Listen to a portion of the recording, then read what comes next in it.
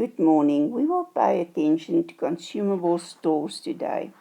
When consumable stores, for example, stationery, packing material, cleaning materials, petrol, oil, are treated as an expense, the expense account is debited every time when consumable stores are purchased during the year. And creditors control and bank will be credited when you purchase it. When consumable stores are on hand at the end of the accounting period, the expense account must be reduced.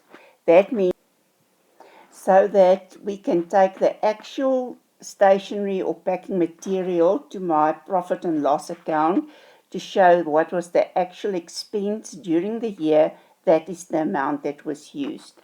To reduce the expense account, it must be credited, and we will create a temporary current asset account, consumable stores on hand.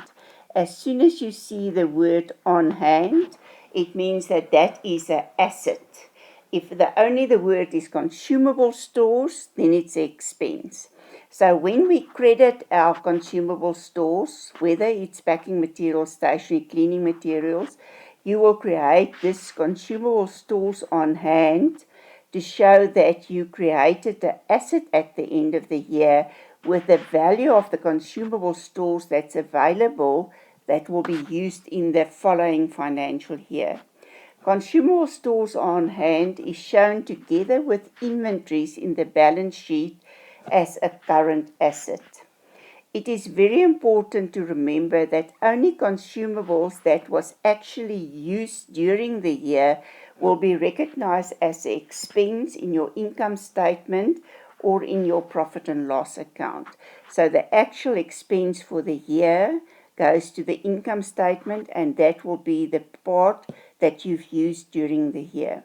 The consumable stores that were purchased and that was not used in the current year will be recognized as a current asset in the balance sheet.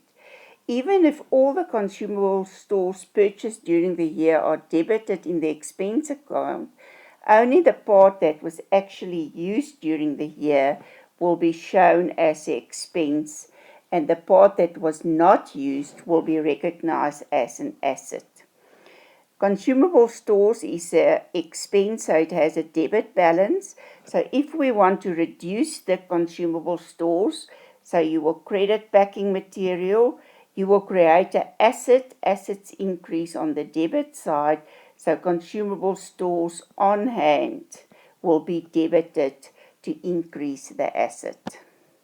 On the first day of the next financial year, a reverse entry must be done.